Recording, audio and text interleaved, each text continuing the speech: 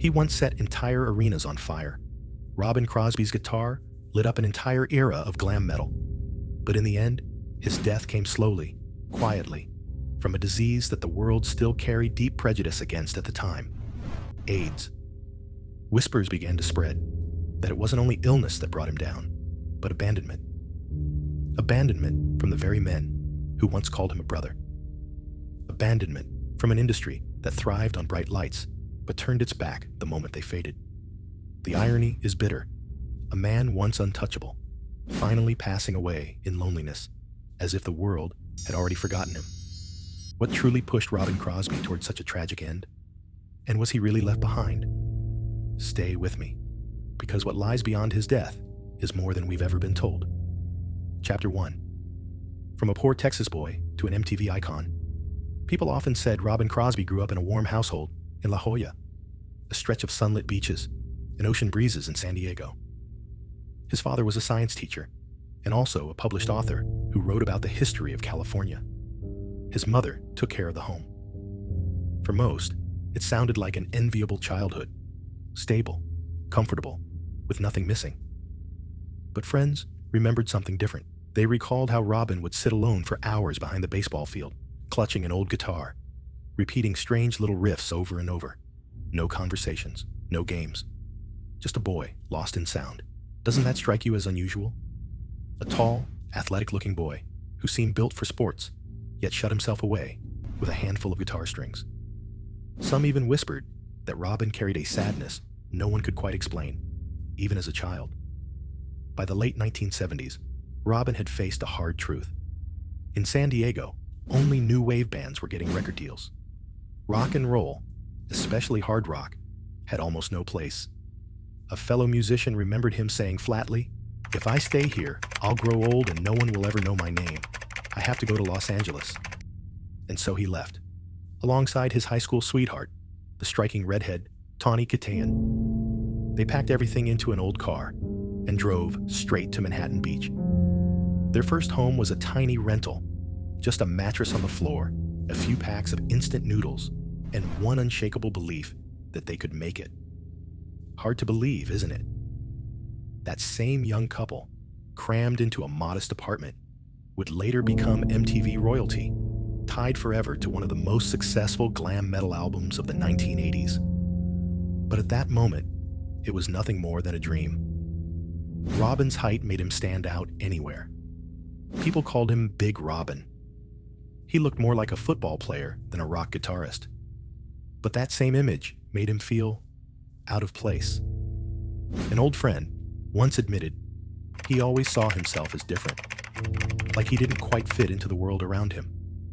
Maybe that sense of isolation stayed with him from the very beginning, an emptiness he later tried to fill with the stage lights, with drugs, and with fleeting romances. Robbin's childhood wasn't marked by poverty or abuse. It was marked by a paradox. A boy raised in comfort, yet burdened by a loneliness no one could name. And from that loneliness, he planted the seed for the contradictions that defined the rest of his life. Was that same teenage solitude already a warning sign? That Robbin Crosby would someday walk the path of self-destruction? Chapter 2. The spotlight and the shadows behind the curtain. Los Angeles in the early 1980s was anything but easy. Hundreds of young bands crowded onto the Sunset Strip, every night bringing a few more names pasted onto the walls of the clubs. Out of that sea of hopefuls, Robbin Crosby emerged, tall, with long blonde hair, and eyes that seemed to carry both isolation and determination. He wasn't just there to play music, he was there to prove he belonged. People still recall nights when Robbin and Tawny Kitaen wandered through the noisy streets with empty pockets, yet his mind was already spinning with riffs that would later define an era. It was in those lean, uncertain days that Robbin met Stephen Pearcy, a young singer burning with the same ambition. They shook hands, and a new band was born. They called it Ratt, and no one knew then it would become destiny. Robbin wasn't just a guitarist. He was the architect, the one crafting the sound that lifted the group from smoky bars to the grand stage of MTV. One of the most unforgettable moments came when they recorded Round and Round. Robbin shaped that opening riff, the melody that would echo at every youth party of the 1980s. Someone who was there in the studio remembered. He just sat still, eyes closed, as if pouring every ounce of young loneliness into each note. Then came MTV, and in a flash, they were stars. Music videos on constant rotation, explosive tours. Robbin, the boy who once sat alone behind a baseball field, now stood before thousands screaming his name. Yet even in those glorious moments, his eyes often drifted away, searching for something the stage could never give him. By now, Ratt had become a money-making machine. They sold millions of records, standing alongside Mötley Crüe, Poison, and Quiet Riot. But behind the curtain, the parties began. The endless nights of drinking, drugs, and strangers passing through. Friends of Robbin later admitted, "We all knew he was playing a dangerous game, but nobody dared say it out loud. The world believed Ratt was invincible." And so the question lingers. Even as the lights grew brighter, was Robbin already hearing the call of a darker abyss opening just for him? Chapter 3. Hollywood Hills, paradise of parties, or an invisible prison? In his Hollywood Hills mansion, people remembered nights when the lights blazed, but Robbin disappeared for hours, no one knowing where he went. Fame wrapped around him like a dazzling cloak. MTV played his image nonstop. Magazines called him the most glamorous giant of the decade. Beyond the gates, sports cars lined the driveway. A red Corvette, a black Porsche, a silver Ferrari, he liked to brag, ran faster than sadness. The pool glistened blue, champagne bottles popped, and faces drifted in and out like illusions. He and Tawny Kitaen were Hollywood's golden couple. On the red carpet, they looked like a dream brought to life. But behind closed doors, friends said, their love played out like a play in many acts, passionate but fraught with fights. More than once, Tawny slipped out of parties in tears, while Robbin sat alone on the balcony, a cigarette burning down, his eyes fixed on the distance. A neighbor remembered seeing him in the garden at 3 a.m, replaying the same demo tape over and over, music that never found its way onto any Ratt album. And then came heroin. At first, it was nothing more than a dangerous game, one that many in the scene believed could spark creativity. But Robbin went deeper. A close musician friend later said he wasn't using to get high. There were nights he whispered that he was running away from something, as if a shadow was always chasing him. To this day, no one can fully explain those words. A studio technician remembered one session he walked out on, pale-faced, scribbling a few words on a sheet of music. "They're coming." That note vanished soon after, and no one knows why. One night in Las Vegas, after a sold-out show, Robbin walked out of a party. His manager found him in a luxurious hotel suite, the window thrown wide open, neon light washing over his pale face. Robbin muttered, "All of this, is it worth it?" Later, the manager admitted it was the first time he saw not intoxication, but fear in Robbin's eyes, a deep, nameless fear. Success had lifted Robbin to the top, but at the same time locked him inside an invisible room. Crowds screamed his name, but back at the mansion, he often wandered through empty rooms as if lost in a palace without an owner. Some nights, his guitar echoed from the basement, strange, fragmented sounds that fit no song Ratt ever released. According to one friend, a few of those mysterious recordings still exist, hidden away, never heard by the public. The brighter the spotlight, the lonelier the shadows. Perhaps the tragedy began the very moment Robbin reached the summit, because that was also when he first began to disappear. Chapter 4. A passionate love that turned into a dangerous spiral. By then, Robbin Crosby was like a candle burning bright but nearly spent. On stage, he was still fiery, still creating the illusion that everything was fine. But once he stepped away from the lights, the darkness swallowed him whole. Friends recalled nights when the mansion in Hollywood Hills glowed with light, yet Robbin vanished for hours. When they finally found him, he was often sitting motionless in a chair, clutching a bottle of liquor, his eyes lost in the distance. The addiction was taking over. Once, the band had to pull him out of a bathroom, the needle still on the floor. Shaking, Drenched in sweat, he forced out the words, "I'm fine, just give me a few minutes." Those few minutes repeated, stretching into years. Among friends, whispers spread. Robbin wasn't using heroin for inspiration. He seemed to be running from a fear no one could name. His romance with Tawny Kitaen, once celebrated as MTV's golden couple, soon crumbled. During one bitter fight, Tawny screamed, "You don't love me. You only love the drugs." The words spread through the music world like a public indictment. Not long after, Tawny left, abandoning Robbin to his ghosts. The press showed no mercy. Headlines read, "Ratt on the brink" and "Crosby in decline."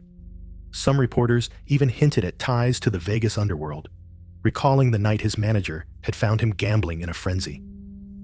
"That was the first time I saw fear in his eyes, not intoxication," the manager later said. Rumors and speculation piled up, turning Robbin from a romantic guitar hero into a figure of scandal. Even within the band, tensions rose. One member admitted, "There came a point when we had to decide, do we keep Ratt or do we keep Robbin?" The painful truth was, Robbin knew it too. His body showed the toll, gaunt, staggering, his once handsome face hollowed. A fan remembered he looked like a different person.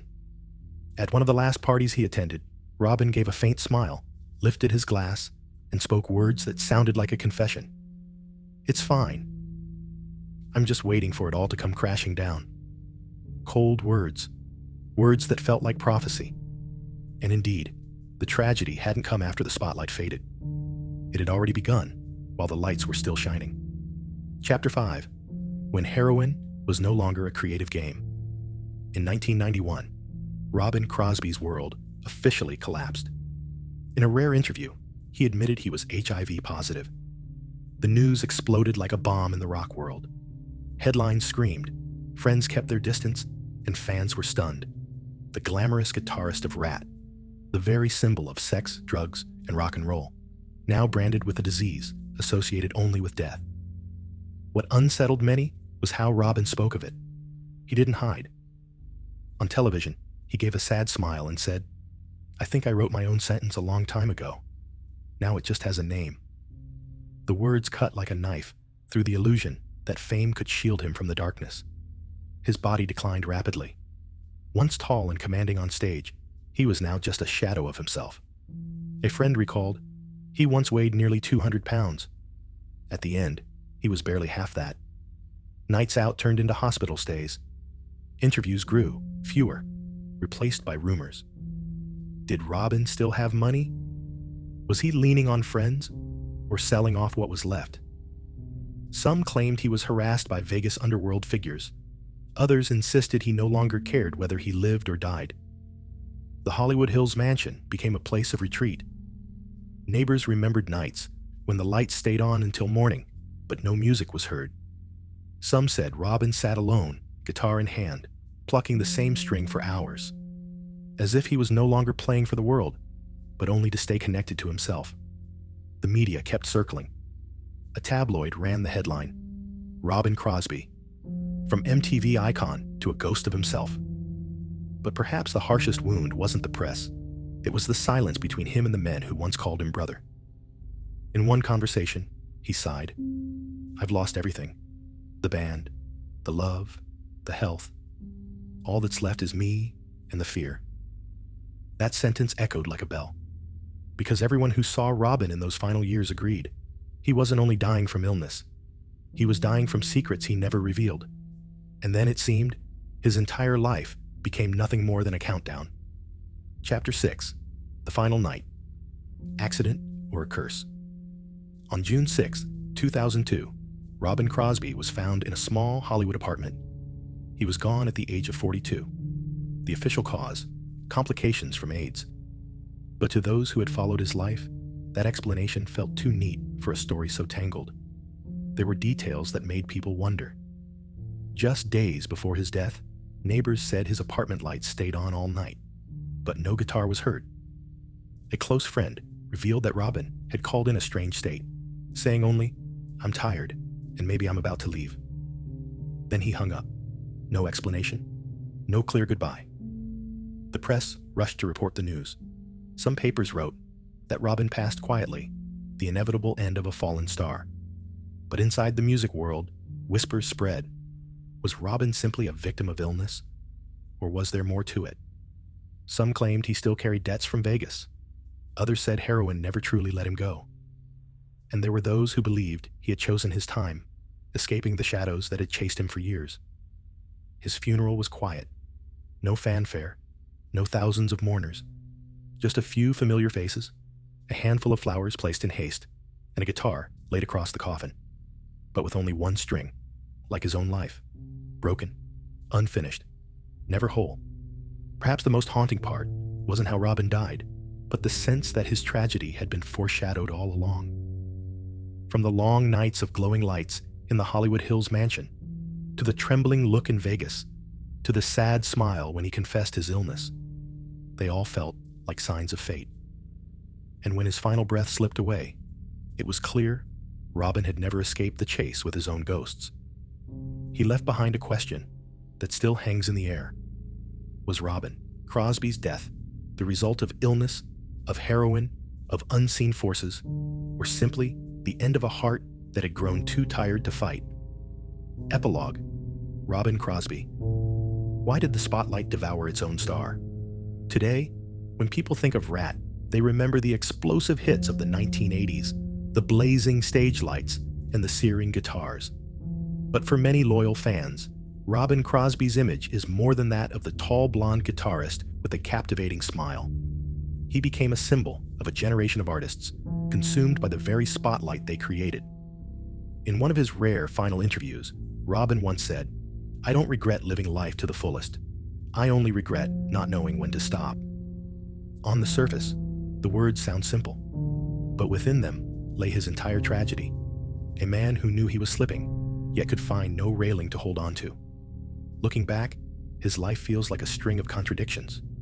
He once had everything: money, fame, the love of millions of fans. Yet he ended his days in a quiet apartment, with no music to see him off. He once stood on stage like a god, but in the end, he faded away like a shadow. Some say Robbin was only a victim of the epidemic. Others insist heroin was the real culprit. Still others whisper that Hollywood holds secrets he may have stumbled into. Whatever the truth, it was buried with him, leaving behind a void without answers. And maybe that is why Robbin will never truly disappear. He is not only the story of a rock star, he is a mirror reflecting the cost of fame, a reminder that behind the applause, sometimes there is only a heavy silence. And perhaps the most unsettling part is the question that is never closed. Robbin Crosby. Did he die of illness, of heroin, or of a destiny sealed the very moment the stage lights first fell on him?